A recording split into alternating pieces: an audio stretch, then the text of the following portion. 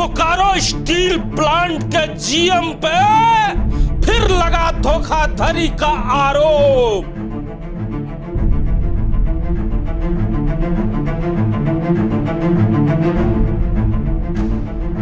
जी हाँ, ठीक सुना आपने, 9,90,000 का धोखाधड़ी का लगा है आरोप। जी हाँ, बिल्कुल सही सुन रहे हैं आप। जीएम हीराधन प्रसाद यादव पर लगा धोखाधड़ी करने और 9,90,000 रुपए लेने का गंभीर आरोप।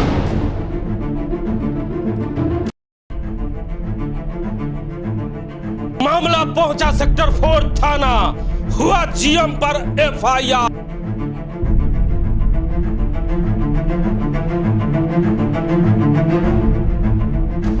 गोपाल कुमार झा नामक व्यक्ति ने सेक्टर 4 थाना में जीएम के खिलाफ दर्ज कराया एफआईआर।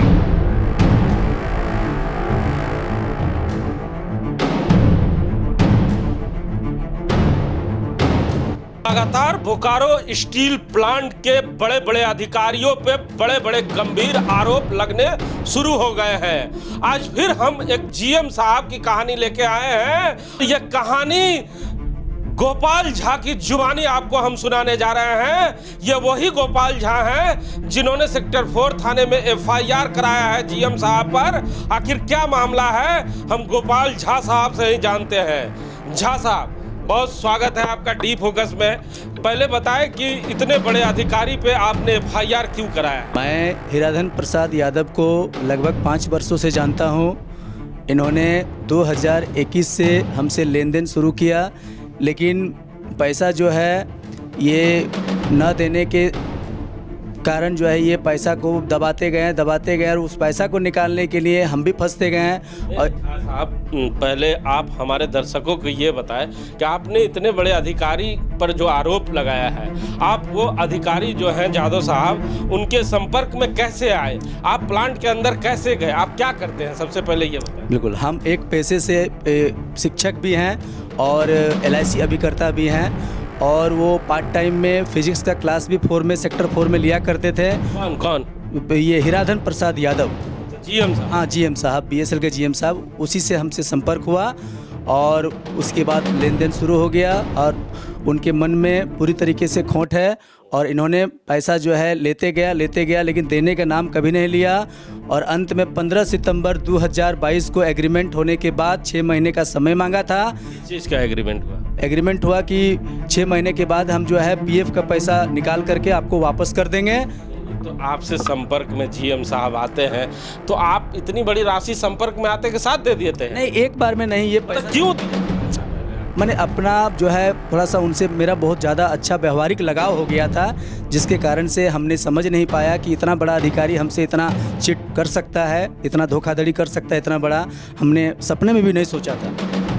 यादव साहब ने कभी आपको ये भी सपना दिखाया कि प्लांट के अंदर कोई काम दिलाएंगे, उस एवज में भी पैसे मांगे थे क्या? बिल्कुल, उसके बारे में भी हमको प्रलोभन दे करके पैसा का ठगी किए हैं। और अपना क्या कहा था? उन्होंने कहा था कि हम बहुत उच्च अधिकारी में अभी हैं और हमारे अंडर में बहुत सारे ऐसे बड़े बड़े कार्य होते हैं जो आपको समय अगर यदि अच्छा लगा तो आपको भी हम वहाँ प्रवेश दिला सकते हैं।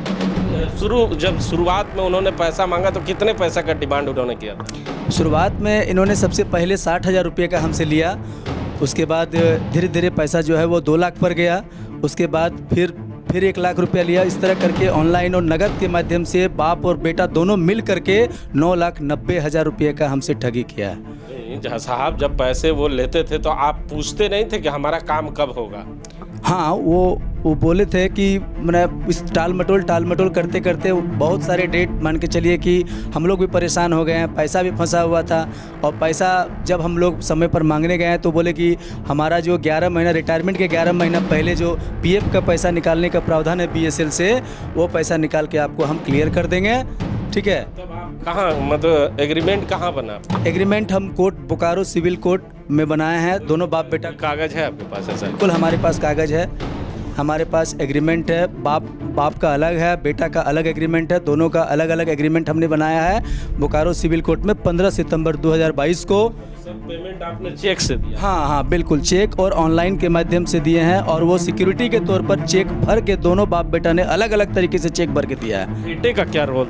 बेटा वो फ़ोन मैंने ऑनलाइन ट्रांजैक्शन में वो पैसा लेता था, और ज़्यादातर जो है मैंने वो अपने अकाउंट में पैसा लेने से डरते थे, क्योंकि चारों तरफ से वो मैंने जो है कर्ज में दबे हुए थे। अकाउंट में वो अपना पैसा नहीं ले करके, इतने बड़े अधिकारी ये चंद रुपए, क्योंकि उनकी सैलरी भी 2-3 लाख रुपए के लगभग होगी। बिल्कुल, हम लोग उस समय सैलरी स्लिप में उनका देखे थे, करीब 1.5 लाख से ऊपर सैलरी भी था, लेकिन पता नहीं कि बाहर से इन्होंने इतने सारे लोन लेकर रखा था कि हमको बाद में पता चला कि ये सारे बाहर वाले बैंक से भी इन्होंने लोन बहुत सारे लेकर रखा है। इनका सैलरी भी ने अपने FIR में कहा कि बच्चे की पढ़ाई और कुछ उनके घर में प्रॉब्लम चल रहा था, उसके लिए उन्होंने पैसा बिल्कुल बिल्कुल अपने बेटों की पढ़ाई के लिए, कि बेटों को बाहर हम पढ़ा रहे हैं, फिलीपींस में पढ़ा रहे हैं, और पढ़ाने के एवज में पैसा बहुत सारा ज़्यादा लग रहा है। कब आपको एहसास हुआ कि अब ये पैसा हमें नहीं मिल पाएगा, तो आप थाने जाते हैं? हम दिसंबर 2022 से लगातार इनसे संपर्क में हम नहीं रहे। मेरे सारे के सारे नंबर को, मोबाइल नंबर को ब्लैक लिस्टेड कर दिया गया। घर जाते हैं तो घर में किसी भी समय में इनसे भेंट नहीं। घर जाते हैं अगर यदि इनकी पत्नी और बेटा रहता है तो उल्टा जो है घर की तरफ से ईंटा पत्थर फेंका जाता है, और अभद्र किस्म का गाली गलौज हम लोगों पर किया गया। हम अपने पत्नी को भी लेके गए कई बार, लेकिन गेट नहीं खोला गया, बल्कि उल्टी सीधी बातें करके, टाल मटोल करके। कई बार तो हमको ये भी बोला गया कि पैसा नहीं देंगे, जो करना है कर लो, जहाँ जाना है जा सकते हो।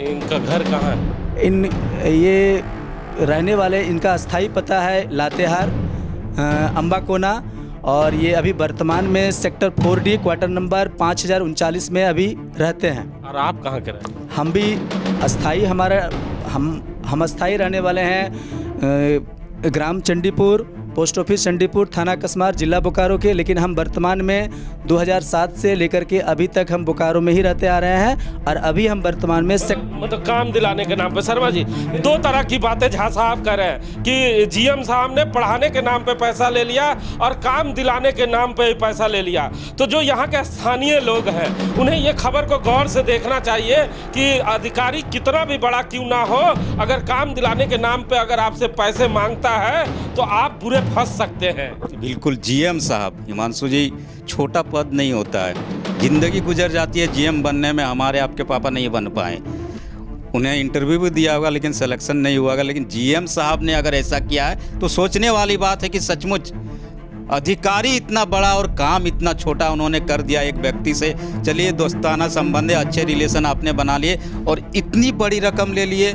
और कहा जाता है कि GM साहब का पेमेंट भी बहुत ज़्यादा होता है, तो चाहते तो चुका सकते थे। लेकिन जैसा कि गोपाल जी बता रहे हैं कि मैं उनके अच्छे व्यवहार से प्रभावित हो गया, और अच्छे व्यवहार से प्रभावित होने के बाद उन्होंने जब अपनी समस्याएं सुनानी शुरू की, इन्हें भी मन में प्रलोभन आया कि मुझे काम मिलेगा। गोपाल जी से जानते हैं। गोपाल जी, GM साहब कहाँ पे कार्यरत है अभी BSL प्लांट में?